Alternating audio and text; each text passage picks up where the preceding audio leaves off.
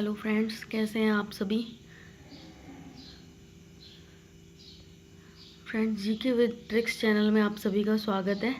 आज की जो हमारी क्लास है वो है साइको को लेकर। साइको के जो इम्पोर्टेंट क्वेश्चन है जो कि रीड, सेकंड ग्रेड, इन सब के लिए उपयोगी रहेंगे। तो जो आज का पहला क्वेश्चन है वो हम देखते हैं।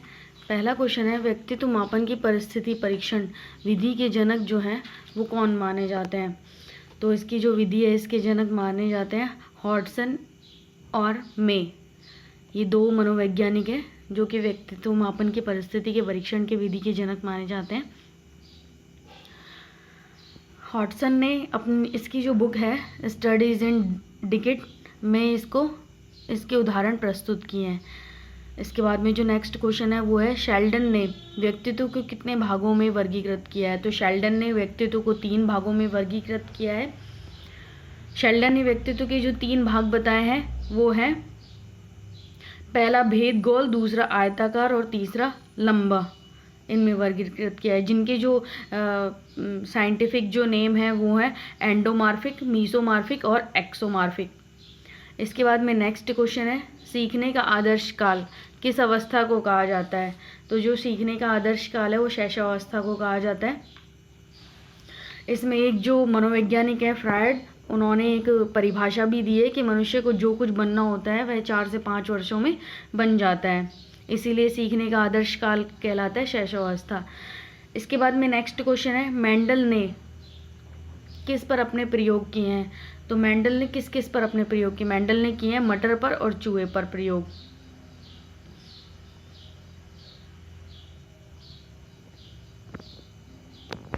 इसके बाद नेक्स्ट क्वेश्चन है, थांडाइक द्वारा अपने सिद्धांत के प्रतिपादन में किस पशु का प्रयोग किया गया है।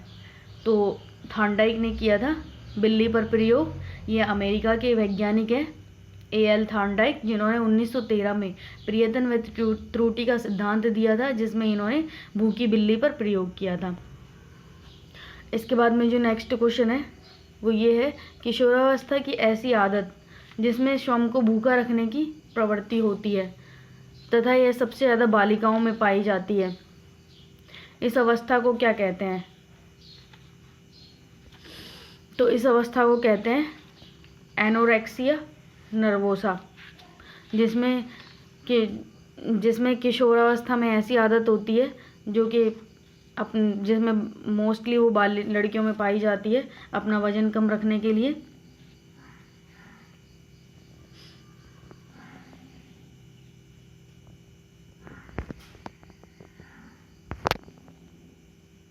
नेक्स्ट क्वेश्चन है, सीखने का व्यवहार का सिद्धांत किसने दिया था। तो जो सीखने के व्यवहार का सिद्धांत है ये दिया था कोलर ने।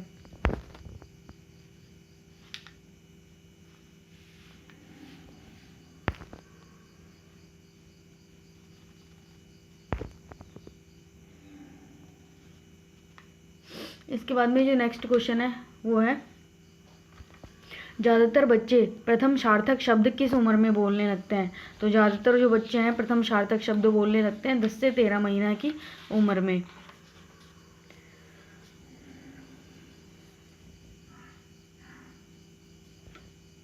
एक वर्ष का जो शिशु होता है, 1 से 12 वर्ष के महीने का जो शिशु होता है वो शैशवावस्था की अस्पष्ट ध्वनियों को तुतलाते हुए बोलना शुरू करता है, जबकि 3 वर्ष के जो बच्चे हैं वो 4 से 5 शब्दों को एक साथ आराम से बोल पाते हैं। तो ये सार्थक शब्द बोल पाते हैं 10 से 13 महीना का जो बच्चा होता है वो। नेक्स्ट क्वेश्चन है, बहुबुद्धि सिद्धांत के जो जनक है वो कौन माने जाते हैं। तो बहुबुद्धि सिद्धांत के जनक माने जाते हैं गार्डनर। हार्वर्ड गार्डनर जो है वो बहुबुद्धि सिद्धांत के जनक माने जाते हैं। 1983 में इन्होंने अपनी बुक फ्रेम ऑफ माइंड में बुद्धि के सिद्धांत दिए थे। नेक्स्ट क्वेश्चन है, सामाजिक रचनावाद दर्शन पर किसने बल दिया। सामाजिक रचनावाद जो दर्शन है इस पर बल दिया था वाइगोत्स्की ने। वाइगोत्स्की जो मनोवैज्ञानिक है उन्होंने बल दिया था सामाजिक रचनावाद के सिद्धांत पर।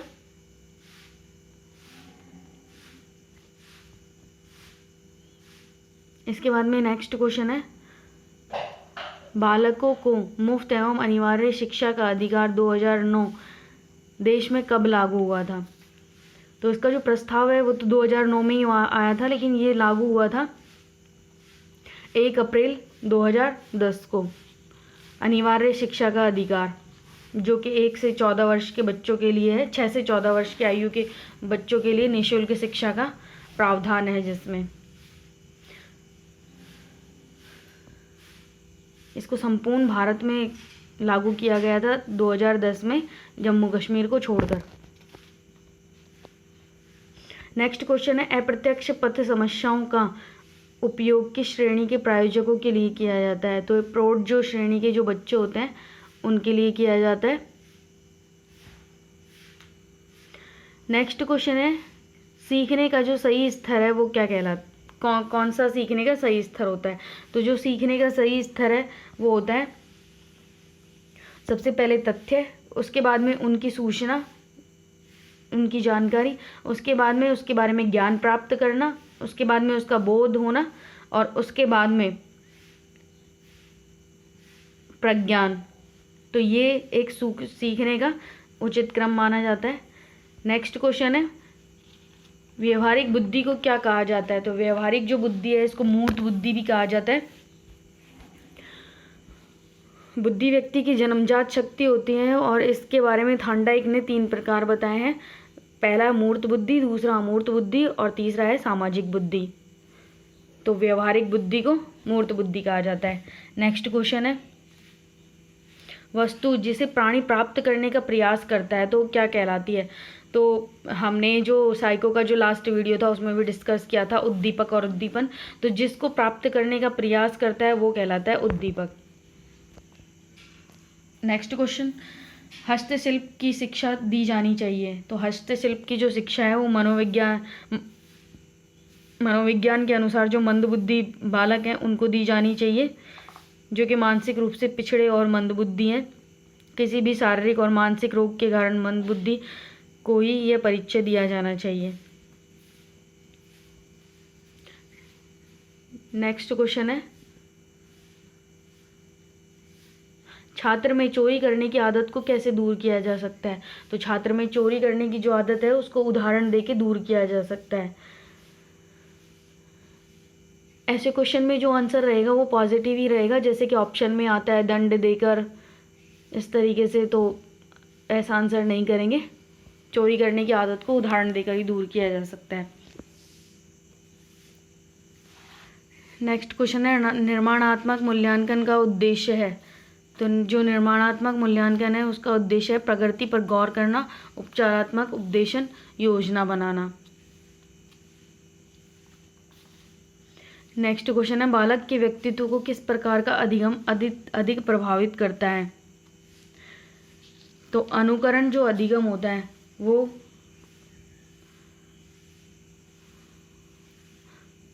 बालक के अधिगम को अत्यधिक प्रभावित करता है। अनुकरण अधिगम, जिसमें वो अनुकरण करके सबसे बेस्ट तरीके से सीखता है।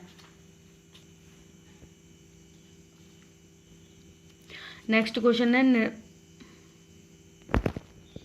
कौन सा संशोधन का चरण शोध को क्रियात्मक अनुसंधान बनाता है? तो प्रोग्राम का क्रियान्वयन और अंतिम मूल्यांकन, जो कि शोध के चरण को क्रियात्मक अनुसंधान बनाता है। और इसको दिया था एंडरसन ने दिया था। एंडरसन जो मनोवैज्ञानिक है उन्होंने दिया था। इसमें 7 चरण के उल्लेख किए थे और क्रियान्वयन में आई समस्या के लिए किया जाए तब ये क्रियात्मक अनुसंधान का रूप ले लेता है।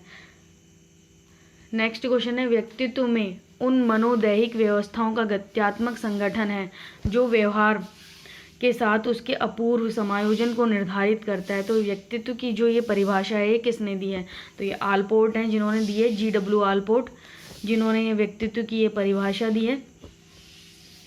इसमें इन्होंने शीलगुण के सिद्धांतों का प्रतिपादन भी किया है। नेक्स्ट क्वेश्चन है, बालकों के अधिगम एवं विकास में सबसे अधिक योगदान देता है। तो बालकों के जो सबसे अधिगम के विकास में जो सबसे अत्यधिक योगदान देता है वो सबसे पहले देता है परिवार, उसके बाद में समवयस्क समूह जो उसके सहपाठी जो इसके बराबर जो आयु के होते हैं वो, और तीसरा देते हैं अध्यापक। जो विकास में सबसे अत्यधिक योगदान देते हैं। नेक्स्ट क्वेश्चन है मानव विकास किन दोनों के योगदान का परिणाम है। तो जो मानव विकास है वो है वंश और वंश वातावरण दोनों का परिणाम है। नेक्स्ट क्वेश्चन है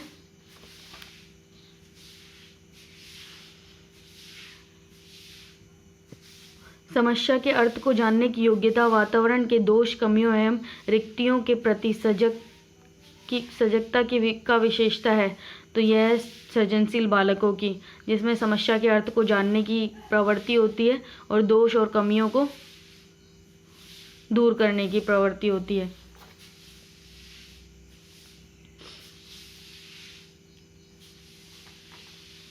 इसके बाद में जो नेक्स्ट क्वेश्चन है वो है जिस प्रक्रिया में व्यक्तित्व दूसरे के व्यवहार को देख सकता है न कि प्रत्यक्ष अनुभव को, तो इसको क्या कहा जाता है। तो इसको सामाजिक अधिगम कहा जाता है। नेक्स्ट क्वेश्चन है अधिगम निर्योग्यता का क्या लक्षण है। तो अधिगम जो निर्योग्यता है इसका लक्षण है अवधान संबंधी बाधा विकार। इसमें ध्यान केंद्रित नहीं होता है और अवधान अधिगम निर्योग्यता का रुकावट मुख्य कारण है। नेक्स्ट क्वेश्चन है जिन इच्छाओं की पूर्ति नहीं होती है उनका जो भंडार गृह है वो कौन सा है। तो वो कौन से वाले उसमें आते हैं। तो ये आते हैं इदम में। जो सिगमंड फ्रायड है इन्होंने 3 अपने सिद्धांत दिए थे, इदम, अहम और परम अहम, जिसमें इदम में वो वाली इच्छाएं आती है जो वासनाएं वह दमित इच्छाएं होती हैं। उसके बाद में जो अहम है उसमें आता है वह सामाजिक मान्यताओं और परंपराओं के अनुरूप की जो उसको प्रेरणा देता है वो आता है अहम में। उसके बाद में जो परम अहम है उसमें आता है इदम और परम अहम के बीच में संघर्ष के मध्यस्थता करते हुए उसकी जीवन की वास्तविकता से जोड़ती है, तो वो आता है परम अहम में। अब जो हमारा क्वेश्चन था वो था इच्छाओं की जिसमें पूर्ति नहीं होती है, तो वो इदम में आती है। नेक्स्ट क्वेश्चन है शिक्षा का अधिकार अधिनियम 2009 में एक अध्यापक के लिए न्यूनतम कार्य घंटे प्रति सप्ताह निर्धारित किए गए हैं। तो 45 घंटे निर्धारित किए गए हैं। एक छात्र के लिए ये जो 2009 का जो अधिनियम है निःशुल्क शिक्षा वाला, उसमें ये प्रावधान दिए गए हैं।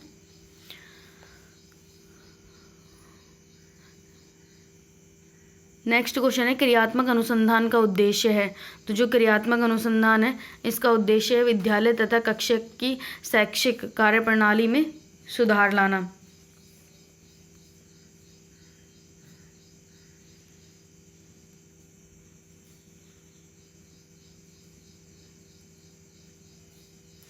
क्रियात्मक अनुसंधान का जो अर्थ है वो विद्यालय में संबंधित व्यक्तियों द्वारा अपनी और विद्यालय की समस्याओं का वैज्ञानिक अध्ययन करके जो उसकी जो गतिविधियां हैं इसमें सुधार लाना और समस्याओं के समाधान का उपाय करना। तो फ्रेंड्स ये आज हमारे 40+ क्वेश्चन थे साइको के। आपको कैसा लगा वीडियो? अगर पसंद आया हो तो वीडियो को लाइक करें और चैनल को सब्सक्राइब करें। Thank you friends.